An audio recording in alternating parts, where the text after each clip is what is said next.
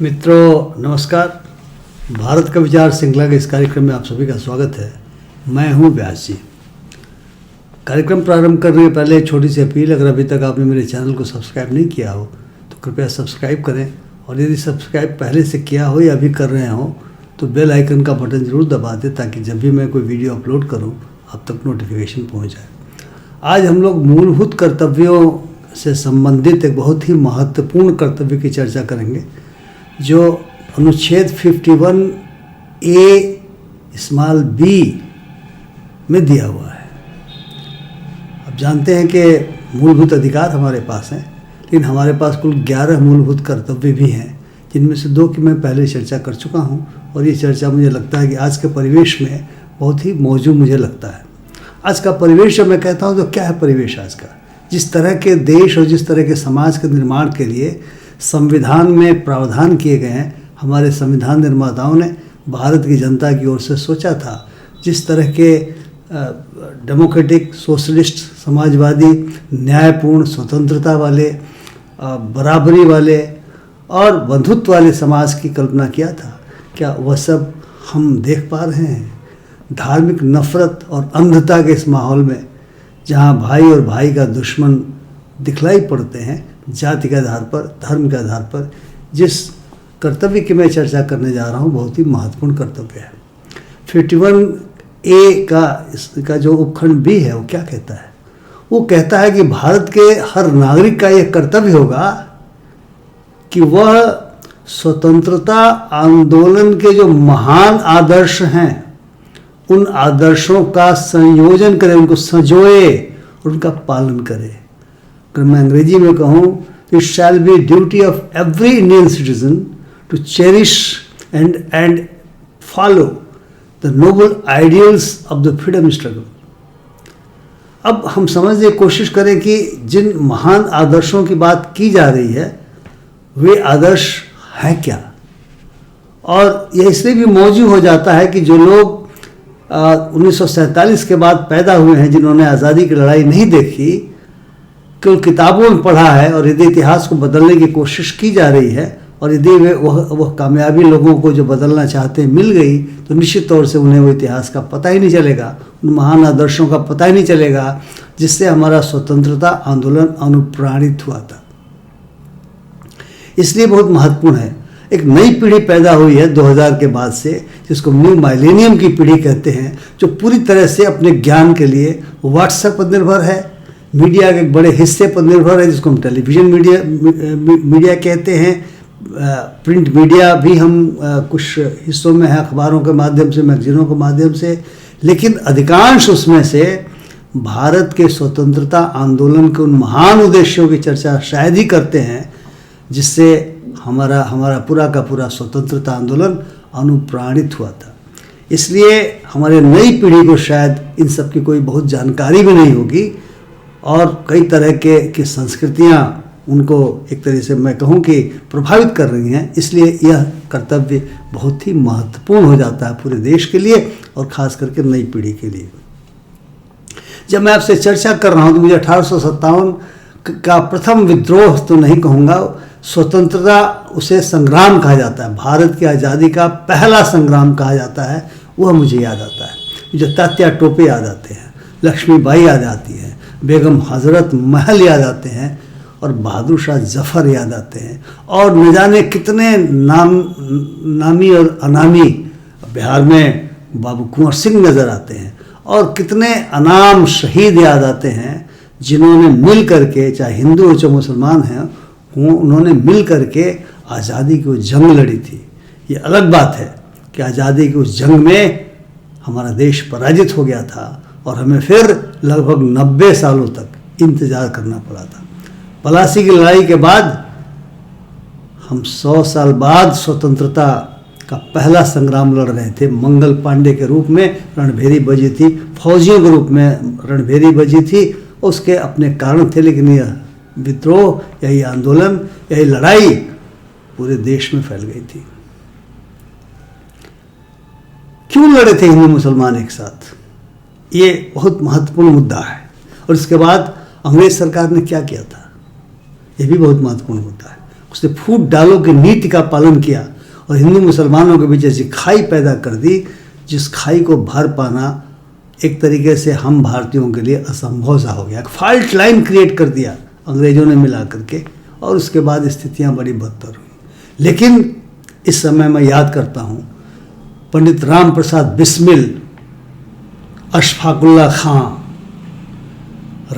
रोशन सिंह, राजेंद्र लाहिड़ी, वो काकोरी षड्यंत्र के वे आरोपी जिन्हें फांसी की सजा दी गई और बहुत सारे लोगों को आजीवन कारावास की सजा दी गई, जेलों की लंबी यातनाएं भुगतनी पड़ी। मैं Hindustan socialist Republican army association के चंद्रशेखर आज़ाद को याद करना चाहता हूँ, भगत सिंह को याद करना चाहता हूँ, राजगुरु को याद करना चाहता हूँ, सुखदेव को याद करना चाहता हूँ और उनके बहुत सारे जो शहीद हुए और जो जेलों की यातनाएं सहे उन सभी को मैं याद करना चाहता हूँ। बहुतों के नाम ले पाना इस छोटे समय में आसान नहीं है, संभव भी नहीं है। मुझे गांधी जी याद आते हैं, मुझे लोकमान्य तिलक की याद आती है, मुझे गोखले भी याद आते हैं, मुझे बंग भंग आंदोलन में जो शहीद हुए उनकी याद आती है, अनुशीलन समिति के बाघा जतीन याद आते हैं, वो जतीन दास भी याद आते हैं जिन्होंने लंबे अनशन के बाद जेल में प्राण त्याग दिया था। मुझे नेहरू याद आते हैं, उनका सोशलिज्म याद आता है, भगत सिंह का सोशलिज्म याद आता है, मुझे मौलाना आज़ाद भी याद आते हैं जो बंटवारे के बावजूद इस देश में रहना कबूल किया और वही नहीं उनके जैसे तमाम राष्ट्रवादी मुसलमानों ने इस देश को अपने मादरे वतन मानते हुए रहना कबूल किया। मुझे सरदार पटेल की याद आती है, मुझे राजेंद्र बाबू की याद आती है और न जाने कितने स्वतंत्रता आंदोलन के सेनानियों की याद आती है, अम्बेडकर की याद आती है। और तब जब हम स्वतंत्रता आंदोलन को प्रेरित करने वाले महान आदर्शों के बारे में सोचते हैं तो हमें कई तरह के आदर्श दिखलाई पड़ते हैं, एक लंबी फहरिस्त बन जाएगी, लेकिन कुछ आदर्श जो हमारे आप सबके लिए बड़े महत्वपूर्ण हैं वो मैं रखना चाहता हूँ। वो उपनिवेशवाद विरोधी आंदोलन था, वह देशभक्ति का आंदोलन था और देश का मतलब ये नहीं था कि केवल कुछ वर्गों के लिए हम देश की सीमा को सीमित कर दें। वो केवल हमारे भौगोलिक एकता अखंडता के लिए नहीं था, वो देश में बसने वाले हर व्यक्ति के, हर तरह के लोगों के, स्त्री पुरुष, हर जाति हर धर्म के लोगों के एकता और अखंडता का संकल्प था। वो देशभक्ति का मतलब यह उस आंदोलन से उन महान आदर्शों में हमें दिखलाई पड़ता। वो समानता के लिए था, कैसे समाज को बनाने के लिए जहाँ समानता हो, जहाँ मानव द्वारा मानव का शोषण नहीं हो, मानव श्रम की प्रतिष्ठा हो, मानवीय गरिमा की प्रतिष्ठा हो। इन शहीदों ने ऐसे ही जान नहीं दिया। फांसी के फंदे पर जो झूलने जाते थे, अगर वे हिंदू थे उनके हाथ में गीता रहती थी, अगर वो मुसलमान थे तो उनके पास कुरान शरीफ रहता था। एक के जीवा पे भगवान श्री कृष्ण गूंजते थे, भगवान राम गूंजते थे और दूसरे के जीवा पे अल्लाह का नारा होता था। अशफाकुल्ला खां को जब फांसी दी गई और ये पूछा गया कि तुम्हारी अंतिम इच्छा क्या है, उसने कहा कि मेरी अंतिम इच्छा यही है। मैं ये कहा गया क्या तुम कोई ख़ास चीज़ खाना चाहते हो, तुम किसी से मिलना चाहते हो? अशफाकुल्ला खां उस महान शहीद ने यह कहा कि मैं न किसी से मिलना चाहता हूँ न मैं किसी से खाना चाहता हूँ।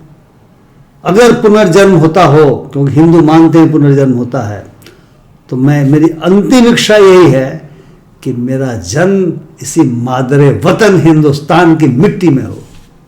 ये वो आदर्श, ये महान आदर्श थे।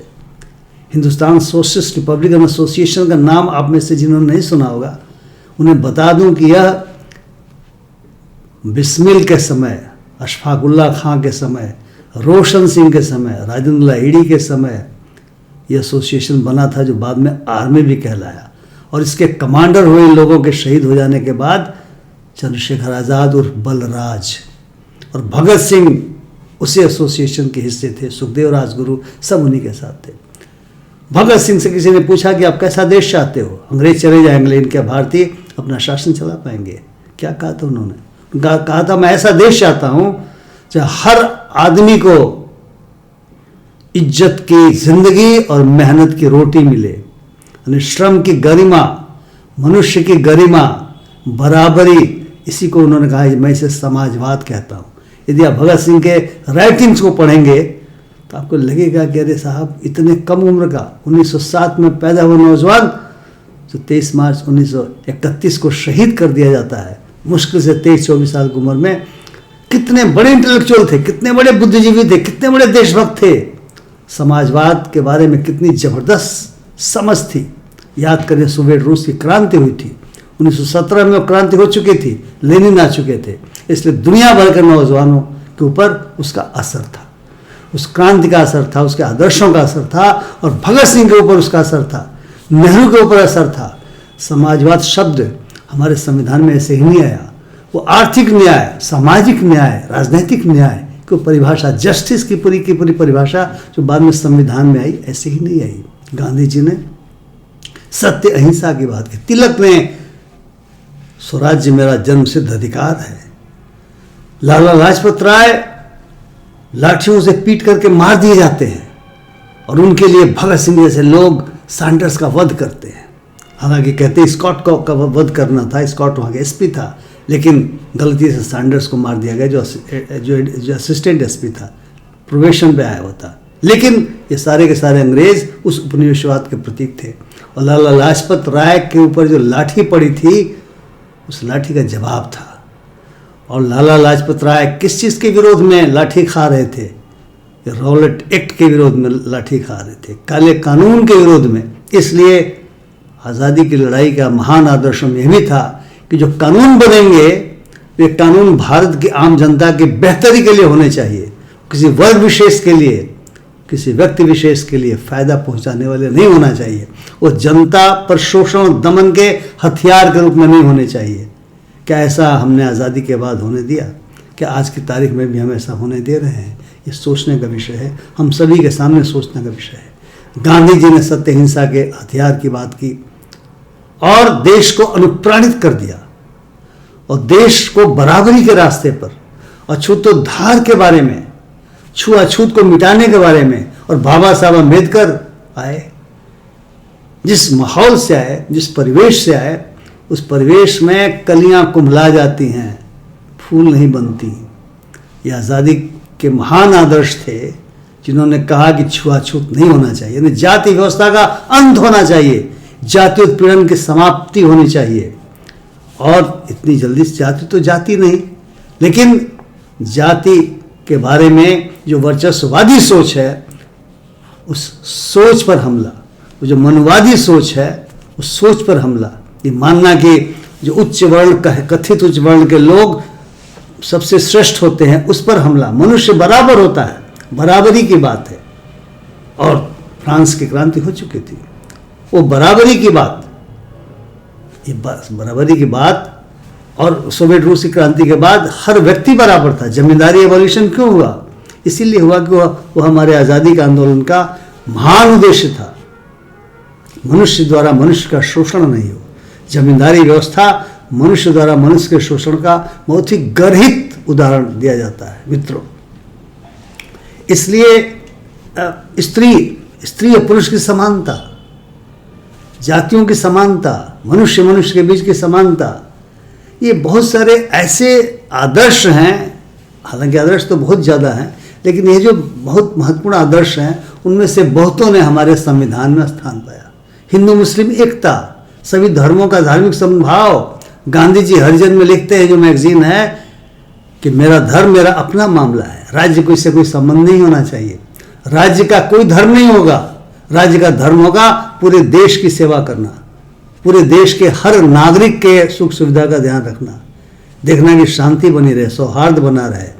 यह नहीं कि राज्य भी अपना एक धर्म, किताब में भले ही नहीं लिखा हो, लेकिन वो प्रच्छन्न रूप से राज्य चलाने वाले लोग किसी धर्म विशेष के बारे में आग्रही पाए जाए।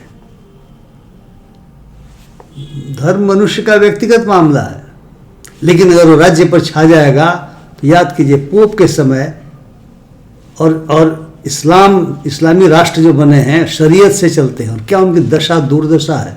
और पोप के समय तो जो इनोवेशंस होते थे, गैलीलियो तक को मार दिया गया, क्योंकि वह ऐसी बात प्रूव कर रहे थे जो बाइबल में नहीं थी।